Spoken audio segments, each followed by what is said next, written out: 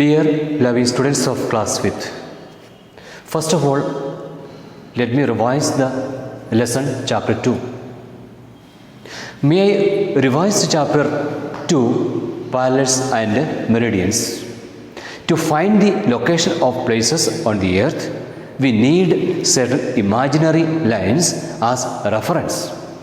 These lines are called parallels and the meridians. The earth rotates on its axis. It is an imaginary line drawn through the center of the earth. The end points on the axis are called poles. A set of circles is drawn on the surface of the globe. These circles run from east to west. They are called parallels or lines of latitude. Now let me come to the next point, that is the important features of parallels. All parallels are complete circle except for the north pole and the south pole. The length of the parallels decreases as we move away from the equator and towards the poles. All parallels are located at an equal distance from each other. Parallels neither touch nor cross one another. These are the important features of parallels. Now let me tell you how are parallels numbered. We start from the equator and mark it as 0 degree. The other parallels are marked from 0 degree to 90 degree. Apart from their value, the parallels are also marked as north or south according to their location. The north pole and south pole are written as 90 degree north and 90 degree respectively. Now let me tell you about the important parallels. Other than the equator, the north pole and the south pole, there are 4 important parallels are there. The Tropy of Cancer, 23.5 degree north. The Tropy of Capricorn, 23.5 degree south. The Arctic Circle, 66.5 degree north. The Antarctic Circle, 66.5 degree south. The Arctic and the Antarctic circles are also called polar circles. These are the points that we need to remember when we speak about the parallels on a globe. Now I am going to tell you the another imaginary line, that is meridians. Imaginary lines runs from north to south are called meridians or lines of longitude. These lines are drawn from pole to pole. Now let me tell you about the important features of meridians. All meridians are of the same length. The maximum distance between any two meridians is at the equator. The distance between two meridians decreases as we move away from the equator towards the pole. Meridians cut the parallels at right angle 90 degree. Meridians are used to measure distances in the east-west directions. Now let me tell you about the meridians. How are meridians numbered? We need a starting point to number the meridians. In 1884, it was decided to fix Greenwich, a place near London, as a starting point of numbering meridians. The meridians that passed through Greenwich was marked 0 degree and named as prime meridians. The longitude of a place is measured east or west of the meridians. If we move away from the prime meridians towards the east or west, we reach half around the earth at 180 degree. Thus, there are 180 meridians toward the east of the prime meridian and 180 degree meridians toward the west of the prime meridians. So, the meridians of 180 degree east and 180 degree west is the same line.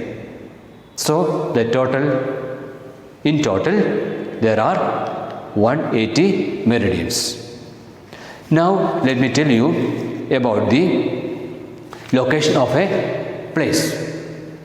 To locate a place, we must know the values of the latitude, parallels or latitude, and its meridians or longitude.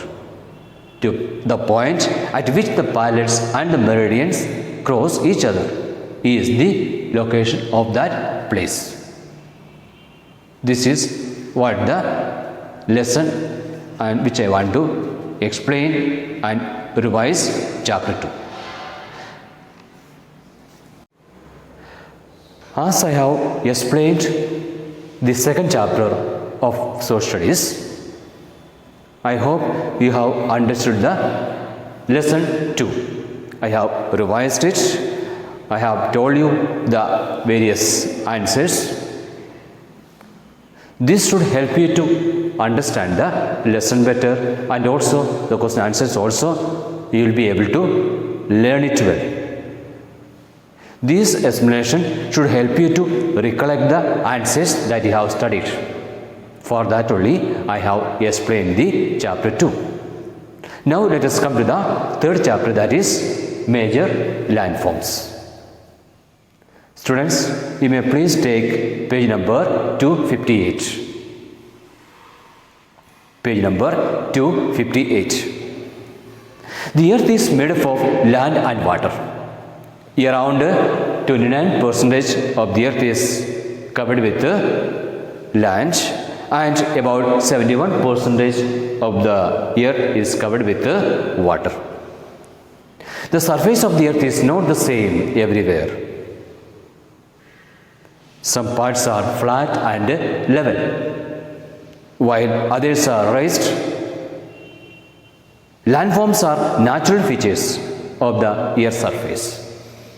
The major landforms of the earth are mountains, plateaus, plains, deserts and rivers. So there are different types of landforms are there. Let us begin the first point, that is mountains. A mountain is a landform which rises more than 900 meters above the mean sea level. Look at the picture. Mountains cover about 20% of the total land of the earth. Mountains differ in height and shape. They have very steep slopes. The highest point of a mountain is called peak or summit. Mountain peaks are mostly conical in shape. By looking at the picture, you will be able to understand. At the top, the height and the slope of mountains depends on their age. The Himalayas and the Alps are young-fold mountains. They are high and have conical shape, conical peaks. The Aravalis and the Appalachians are very old mountains. Therefore, they are low and have rounded peaks. Several mountains may join together to form a chain or a range. That means every mountain is connected to the another mountains. Mountains often have a series of parallel ranges which may extend for hundreds of kilometers. The Andes in South America and the Rockies in North America are two examples of such mountains. After learning about the different types of mountains and the size, let me come to the next point, that is the importance. Mountains have lot of importances. What are they? Mountains have a thin soil cover and steep slopes.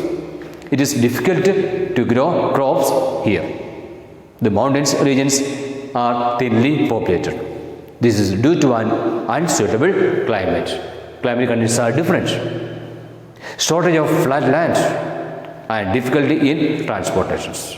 And we know that we can't find water. There is a scarcity of water in the mountains. Despite this, mountains are very useful to us. Mountains act as a barrier against cold and hot winds. In the mountains, cold climate, but there are difficulty in various other factors. Rivers originating from mountains provide water for irrigations. The slopes of mountains have rich pasture lands and valuable forests.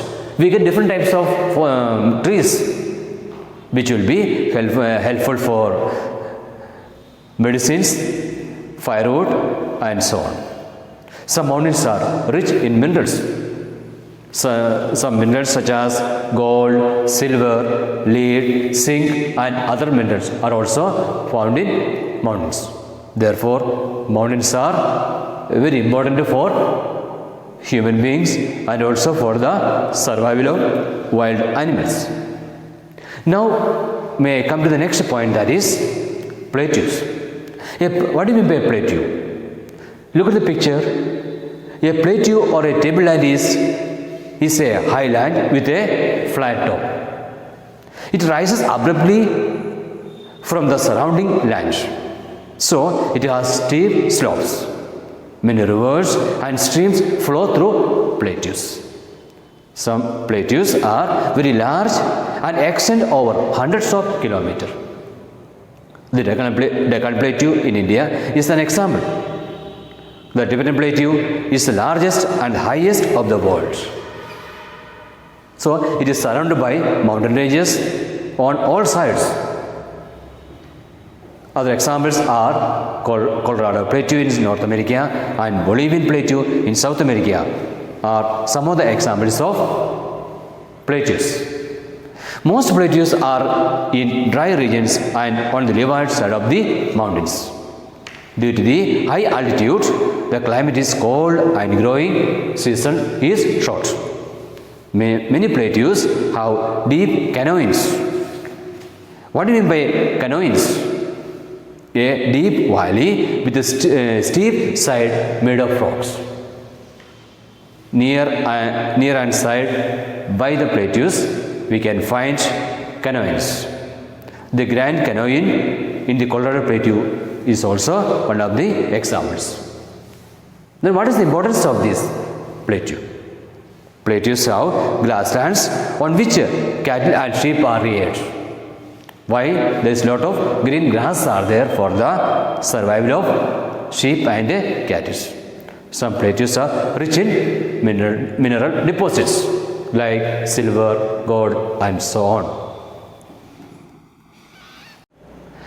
As I have completed the first part of chapter 3, major landforms, I would like to wind up this class. Before winding up, may I show you a video which will help you to understand the major landforms. You may please watch this video and try to understand it clearly. Major landforms. The Earth is made up of land and water. Around 29% of the Earth's surface is covered by land and about 71% by water. The major landforms of the Earth are mountains, plateaus, plains, deserts, and rivers. A mountain is a landform which rises more than 900 meters above the mean sea level. The highest point of a mountain is called a peak or a summit. Several mountains may join together to form a chain or a range. A plateau or a tableland is a high land with a flat top. It rises abruptly from the surrounding land. Plateaus have grasslands on which cattle and sheep are reared.